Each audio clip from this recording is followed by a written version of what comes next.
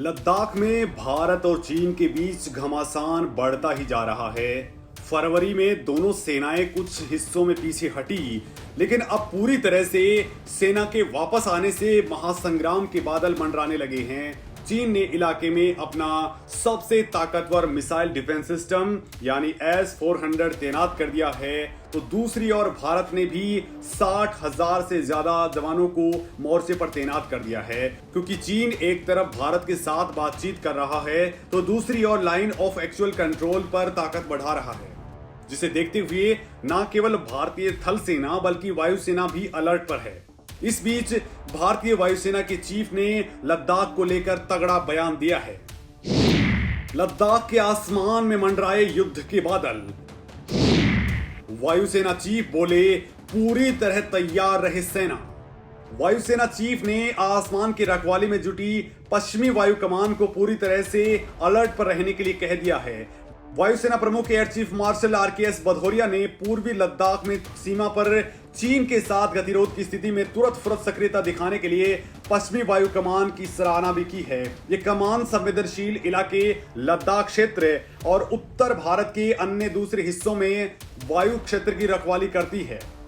Air chief marshal RKS Bhadauria ने commanders को directions दिए हैं कि सभी प्लेटफॉर्म्स, वेपन सिस्टम्स और संसाधनों को अभियान के लिए सर्वोच्च स्तर पर रखा जाए।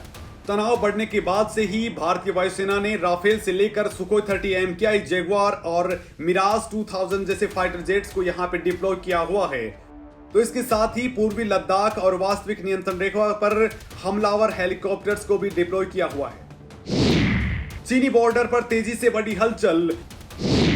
रक्षा मंत्री राजनाथ जाएंगे लद्दाख। दोस्तों, चीन बॉर्डर पर तेजी से हलचल बढ़ने के बीच रक्षा मंत्री राजनाथ सिंह लद्दाख जाने वाले हैं। 2 दिन के इस दौरे में वो लाइन ऑफ एक्चुअल कंट्रोल पर सेना की ऑपरेशनल गतिविधियों का जायजा लेंगे।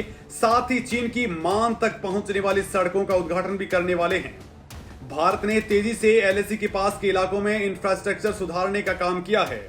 करीब 1 हफ्ते पहले ही रक्षा मंत्री ने अरुणाचल प्रदेश में 12 सड़कों को राष्ट्र को समर्पित किया था, जिसके बाद से ही चीन बुरी तरह से चिढ़ा हुआ है, क्योंकि ये सड़कें सीधे चीन की मान तक पहुंचती हैं और इनके जरिए भारतीय सेना तेजी से बॉर्डर तक पहुंच सकती है। इन सभी सड़कों के चलते अंतरराष्ट्रीय सीमाओं के पास सुरक्षा बल तेजी से आवागमन कर सकते हैं। रक्षा मंत्रालय के तहत आने वाले बॉर्डर रोड ऑर्गेनाइजेशन पाकिस्तान और चीन बॉर्डर पर रहने वाले लोगों की सुरक्षा और बॉर्डर तक सैनिकों की आवाजाही सुगम बनाने के लिए बॉर्डर पर सड़कों का लंबा चौड़ा नेटवर्क तैयार कर रहा है। फिलहाल देश के सीमावर्ती राज्यों में 272 सड़कों पर काम चल रहा है, जिसमें अरुणाचल प्रदेश, जम्मू कश्मीर और लद्दाख में सबसे ज्यादा सड़कें बनाई जा रही हैं।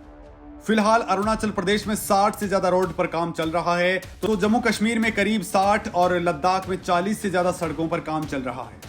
भारत चीन बॉर्डर पर खासकर सड़कों का निर्माण तेजी से हो रहा है, क्योंकि चीन ने बॉर्डर तक काफी पहले ही सड़कें बना ली थी, जिससे उनकी सेना को पहुंचने में मदद मिलती है।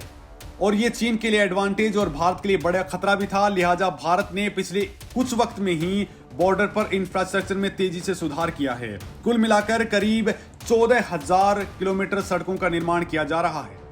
दोस्तों, आपको बता दें कि पिछले साल 5 मई को चीन और भारत के बीच लद्दाख में सैन्य गतिरोध हो चुका है, जिसके बाद 15 जून को 45 साल में पहली बार दोनों देशों के सैनिक गलवान घाटी में आपस में भिड़ गए थे। पेंगोंग लेक में सैनिकों की पूरी तरह वापसी की दिशा में प्रगति हुई है, लेकिन दोनों पक्ष अब टकराव के बिंदुओं पर सैनिकों की वापसी करते जा रहे हैं।